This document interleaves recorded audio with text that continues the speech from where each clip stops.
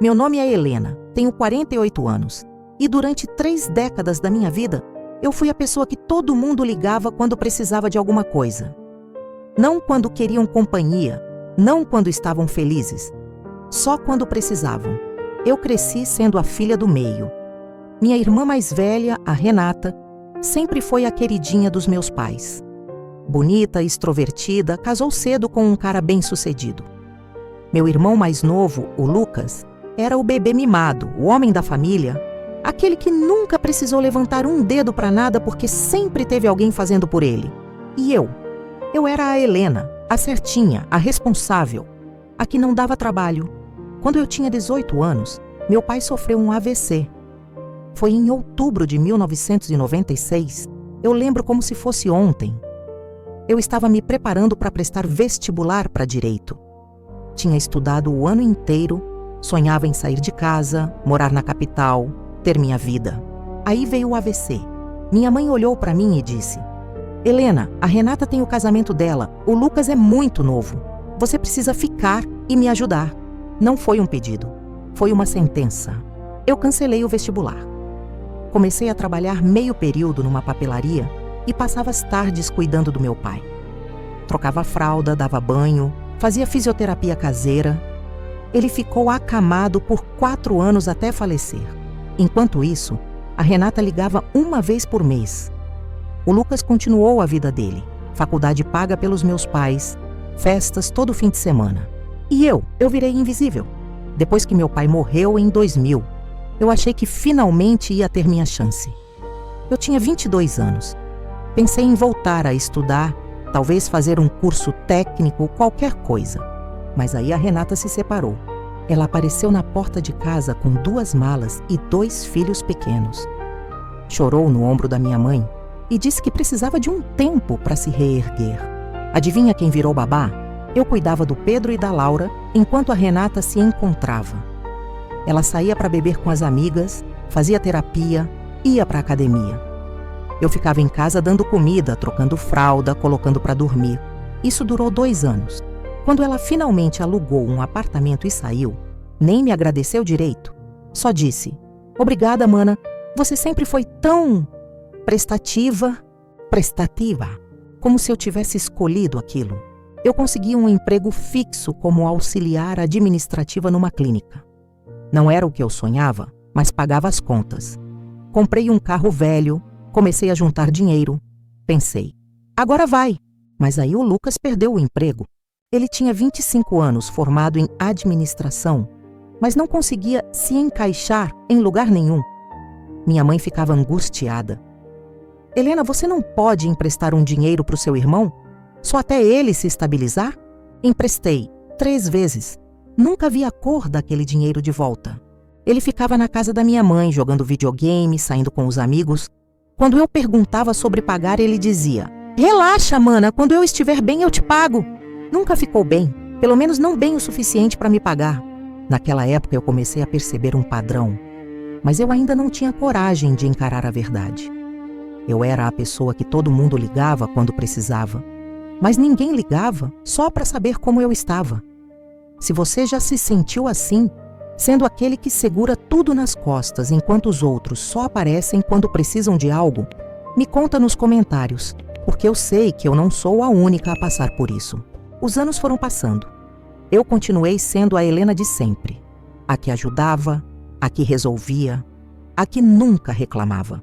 Em 2008, minha mãe teve um problema sério no coração. Precisou fazer uma cirurgia cara.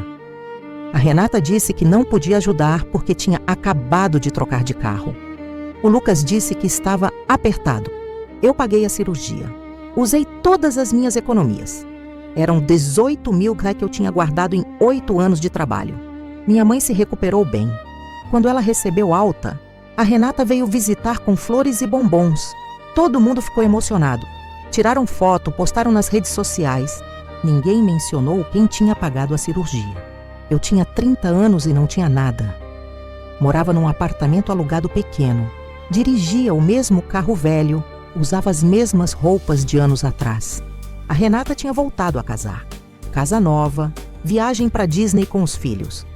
O Lucas tinha finalmente conseguido um emprego fixo, mas continuava morando com minha mãe porque era mais prático. Eu trabalhava, pagava minhas contas, visitava minha mãe todo domingo. E era só isso. Não tinha amigos próximos. Nunca tinha tido tempo de cultivar amizades. Não namorava. Quem ia querer namorar alguém que vivia cansada, sem grana, sem tempo? Teve um ano, acho que foi 2012, que eu passei meu aniversário sozinha. Eu completei 34 anos numa quarta-feira. Trabalhei o dia inteiro, voltei para casa, esquentei uma marmita. Ninguém ligou. Na sexta, quando fui visitar minha mãe, ela disse: "Ai, filha, desculpa, esqueci do seu aniversário. É que estava muito preocupada com o Lucas. Ele brigou com a namorada." Eu sorri e disse que não tinha problema. Mas tinha. Em 2015, a Renata me ligou num sábado à noite. Eu estava assistindo TV, comendo pipoca, tentando relaxar depois de uma semana exaustiva. "Mana, preciso de um favor enorme. Pode buscar o Pedro no aniversário? Eu e o Marcelo marcamos jantar romântico e não vai dar tempo." O Pedro tinha 16 anos. A festa era do outro lado da cidade. Eu fui, busquei, deixei ele em casa. A Renata nem estava lá ainda. Voltei para minha casa quase meia-noite. Ela mandou mensagem no outro dia: "Ó, Beguê, mana, você é um anjo." Eu não era anjo. Eu era trouxa. O momento que mudou tudo aconteceu em março de 2023. Minha mãe completou 70 anos. A Renata decidiu fazer uma festa surpresa. Chamou família, amigos, vizinhos. Alugou um salão pequeno. Encomendou bolo, decoração. Eu só fiquei sabendo da festa 2 dias antes. A Renata me ligou: "Mana, esqueci de te avisar. Vai ser sábado às 19 horas. Ah, e você pode levar as bebidas? Preciso que você compre uns refrigerantes e sucos. E leva gelo também." Eu perguntei se ela precisava de ajuda com mais alguma coisa. Não, tá tudo certo. Eu e o Lucas organizamos tudo. Eu e o Lucas. Eles organizaram tudo, juntos. Eu nem sabia que minha mãe ia fazer 70 anos com festa. No dia, eu cheguei no salão carregando caixas de refrigerante e sacos de gelo. A Renata estava linda, de vestido novo, maquiada. O Lucas estava com a namorada nova, rindo alto. Minha mãe chegou, levou o susto, todo mundo cantou parabéns. Na hora dos discursos, a Renata pegou o microfone: "Mãe, você é a mulher mais incrível do mundo. Eu e o Lucas preparamos tudo isso com muito carinho porque você merece. A gente te ama muito." Todo mundo aplaudiu. Eu estava no fundo do salão, encostada na parede, segurando um copo de refrigerante quente. Ninguém me chamou para a foto oficial. Ninguém me mencionou nos discursos. Quando alguém perguntou quem tinha organizado, minha mãe disse: "Foi a Renata e o Lucas. Eles são tão atenciosos." Eu saí dali e fui para o banheiro. Sentei na tampa do vaso e chorei em silêncio por 10 minutos. Quando voltei, ninguém tinha percebido que eu tinha sumido. Naquele banheiro gelado, eu entendi uma coisa que eu tinha evitado encarar a vida inteira. Eu não era importante para eles. Eu era útil. E tem uma diferença enorme entre ser importante e ser útil. Se você já passou por isso, de perceber que você só existe na vida das pessoas quando elas precisam de você, me conta nos comentários, porque eu precisei de muitos anos para aceitar essa verdade. Uma semana depois da festa, eu recebi uma ligação da Renata: "Mana, preciso te contar uma coisa. A gente está pensando em internar a mãe numa casa de repouso. Ela está ficando esquecida. E eu e o Lucas não temos estrutura para cuidar." Eu fiquei em silêncio. "E você estava pensando em me avisar quando?" "Estou te avisando agora. A gente já visitou 2 lugares. Tem um que é bom e cabe no orçamento. A gente divide em 3, tudo certinho." "Vocês já decidiram sem me perguntar?" "Helena, não complica. Você sabe que é o melhor para ela." Eu desliguei. Fiquei olhando para o teto do meu apartamento vazio, sentindo um peso no peito que eu nunca tinha sentido antes. Eu tinha dado 30 anos da minha vida por aquela família. E eles tinham decidido o futuro da minha mãe sem nem me consultar. Eu passei 3 dias sem atender ligação de ninguém. A Renata mandou mensagem: "Oi, mana, tá tudo bem?" O Lucas mandou: "Helena, a Renata disse que você tá brava. Qual é o problema?" Minha mãe ligou: "Filha, a Renata disse que você não quer ajudar com a casa de repouso. Por que você tá sendo difícil?" Eu não respondi ninguém. Na quinta-feira, eu pedi uma folga no trabalho e fui até a casa da minha mãe. Cheguei de manhã cedo. Ela estava tomando café, surpresa de me ver fora do domingo. Eu sentei na frente dela e falei: Mãe, eu preciso te fazer uma pergunta e eu preciso que você seja honesta comigo. Ela ficou tensa. Você lembra de alguma vez em que eu não estive aqui quando você precisou? Ela piscou confusa. Eu cancelei minha vida para cuidar do pai. Paguei sua cirurgia, cuidei dos filhos da Renata, emprestei dinheiro para o Lucas. Eu sempre estive aqui, sempre. E eu só quero saber uma coisa. Por que eu nunca fui suficiente? Minha mãe ficou vermelha. Helena, você sempre foi suficiente. Você é minha filha. Então por que vocês tomaram a decisão da casa de repouso sem me consultar? Ela desviou o olhar. A Renata e o Lucas são mais... Eles têm mais experiência com essas coisas. Eu levantei. Entendi. Helena, não faz drama. Não é drama, mãe. É só que eu finalmente entendi meu lugar. Saí de lá e fui direto para uma imobiliária. Coloquei meu apartamento alugado para trás e fechei contrato de um kitnet em outra cidade, a 300 km de distância. Mudei de emprego. Troquei de número. Eu sumi. Os primeiros 3 meses foram os mais difíceis da minha vida. Eu chorava sozinha toda noite. Me perguntava se eu tinha sido cruel, egoísta, exagerada. Mas de manhã, quando eu acordava e percebia que ninguém ia me ligar pedindo favor, eu sentia algo estranho, alívio. A Renata tentou me encontrar. Mandou mensagem para antigos colegas de trabalho. Ligou para vizinhos. Até postou nas redes sociais. Alguém tem notícias da minha irmã Helena? Minha mãe ficou internada na casa de repouso que eles escolheram. Eu soube disso por acaso, numa conversa que ouvi numa padaria da minha cidade antiga. Eu senti culpa, senti. Mas eu também senti liberdade. 6 meses depois, eu estava trabalhando numa empresa melhor, ganhando mais. Fiz amizade com uma colega de trabalho, a Beatriz. A gente começou a sair para os finais de semana. Eu fui ao cinema pela primeira vez em anos. Conheci um cara, o Paulo, num curso de fotografia que eu resolvi fazer por impulso. A gente começou a conversar. Ele me chamou para jantar. Eu fui.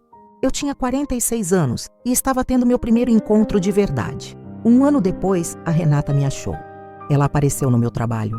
Eu estava saindo para almoçar quando vi ela encostada no carro dela, de braços cruzados. Meu coração disparou. Renata. 1 ano, Helena. 1 ano sem dar notícia. Eu respirei fundo. E aí, veio cobrar alguma coisa?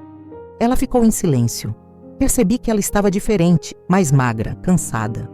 A mãe piorou. Ela teve um AVC em agosto. Ficou internada 2 meses. Eu senti o peito apertar. E o que você quer que eu faça? Eu quero que você volte. A gente precisa de você. Aquelas palavras. A gente precisa de você. Não sentimos sua falta. Não erramos com você. Precisa. Eu olhei para Renata e pela primeira vez na vida eu disse a verdade. Vocês sempre precisaram de mim, mas nunca me quiseram de verdade. E eu cansei de ser o plano B de todo mundo. Ela abriu a boca para responder, mas eu continuei. Eu dei 30 anos da minha vida para vocês, e no dia que eu precisei ser vista, vocês nem perceberam que eu estava lá. Então não, Renata, eu não vou voltar. Ela tentou argumentar. Chorou, disse que eu estava sendo egoísta. Eu entrei no carro e fui embora. Até hoje tem gente que me julga por essa decisão. Tem quem ache que eu abandonei minha família, que fui ingrata, que sou uma filha ruim. Mas só quem viveu o que eu vivi sabe o peso de ser invisível a vida inteira. Você teria feito o que eu fiz?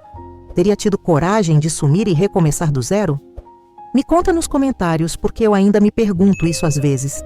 Hoje, 2 anos depois, eu moro sozinha numa cidade pequena. Trabalho numa empresa que me valoriza. Namoro o Paulo, que me trata como prioridade, não como plano B. Eu tenho uma vida simples, mas é minha. Minha mãe faleceu no ano passado. Eu não fui ao velório. Eu sei que isso me faz parecer uma pessoa horrível, mas eu não consegui. A Renata me mandou uma última mensagem. Você devia ter vergonha. Eu bloqueei, porque eu aprendi uma coisa que ninguém me ensinou. Você não é obrigado a se sacrificar por pessoas que nunca te enxergaram de verdade. E se isso me torna egoísta, então que seja. Eu prefiro ser egoísta e livre do que generosa e invisível.